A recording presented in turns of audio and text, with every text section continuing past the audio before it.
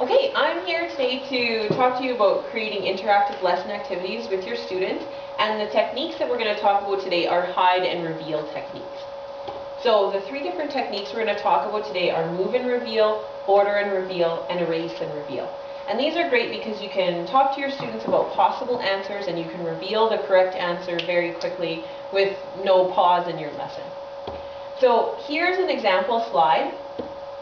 What you can see three different move and order and erase and reveal techniques revealed.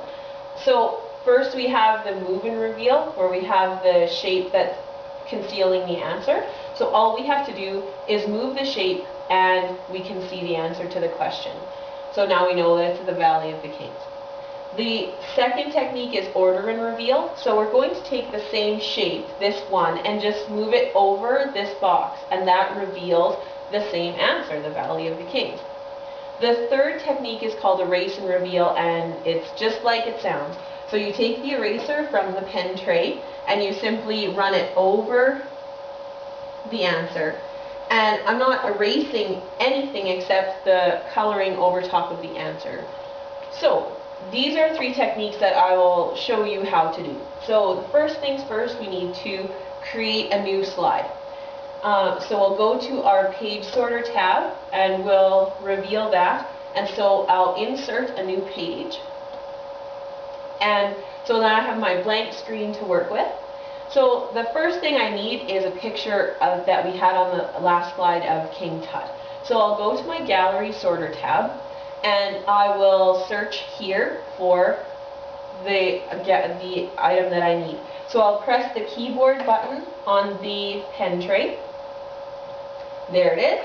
And I'll just type in Tut and enter, and then I come up with certain pictures.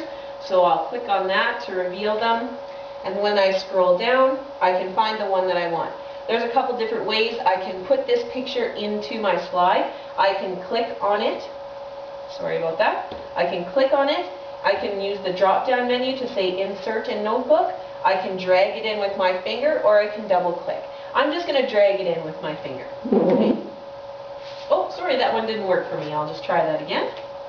There we go.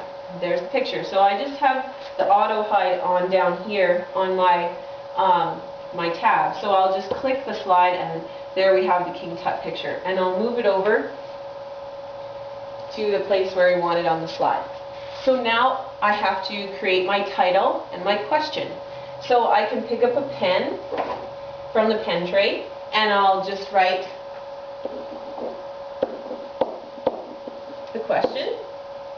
Oh, sorry, I did the wrong letter there.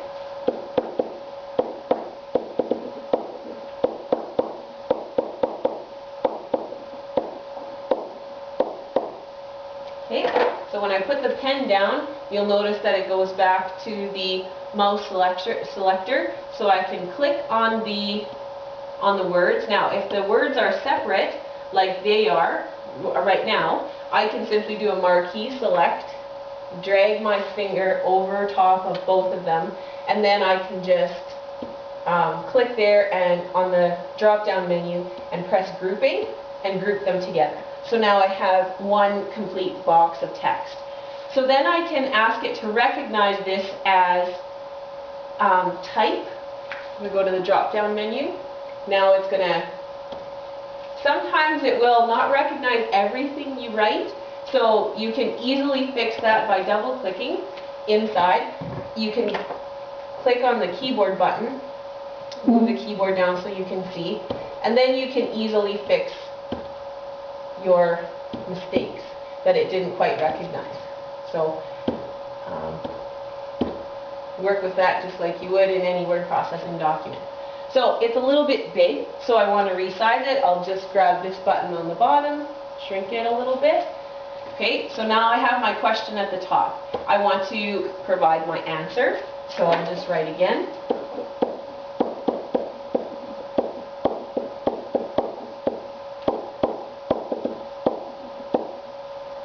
Okay, so once I put my pen down, if I touch that, now it's recognized it as a whole box of text. Often if you take a pause between writing words, it will recognize them as different text boxes. So this time I didn't pause, and it will recognize the whole text box. So if I click the drop down button, then it will recognize the answer. Again, it's a little bit big to cover with a shape or anything, so I'll shrink it a little bit to make it a more reasonable size. Okay, so I'll move this down. Alright, so now we're going to do the move and reveal technique. So I need a shape to cover up my answer. So I'll go up to my toolbar at the top, and I'll select the shape selector, and I want a rectangle to cover that. That would be ideal. So I click on the rectangle, and I can draw it with my finger, just big enough to cover that. My finger slipped there a little bit, so you can see I have a couple extra shapes I don't want. If I click my mouse tool again, I can just click those and delete them by going to the drop-down menu. Okay? So now I can select this shape and move it however I want. I can resize it if I think that's too big or too small. Okay? I can resize it if I like. Now I need to fill it in so it will actually cover the answer. So I click on this. I can click on the drop-down bar, and I can go to Properties, and then it'll show me on my Properties tab over here. So I want to do the fill effects, and I want to do a solid fill with one color. The blue goes nicely with King Tut there, so we'll leave it with the blue. I can click back on my page again, and now my answer is covered by the rectangle. So all I have to do, if I want to reveal the answer, is drag the rectangle down and reveal my answer. So now the next technique I'm going to show you is the order and reveal, but I don't want to create this whole page again. So I'm going to go to my page sorter tab, and if you've selected this page, there's a drop-down menu there, and I can go to clone page, and it inserts it right in the document right after the slide that I just created. So now we're on the new slide, and you can see that because slide number 5 is selected instead of slide number 4. So I click on the slide again, and now I want to do the order and reveal. So I move this out of the way.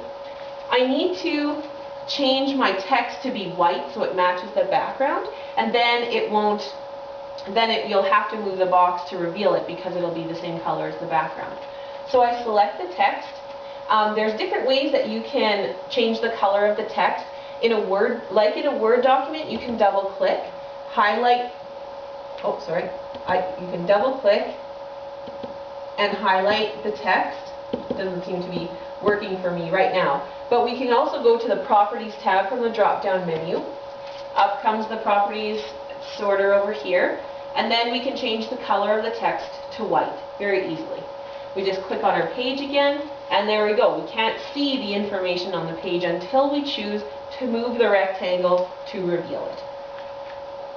Except we haven't changed the order yet. The rectangle is still at the front on top of the text.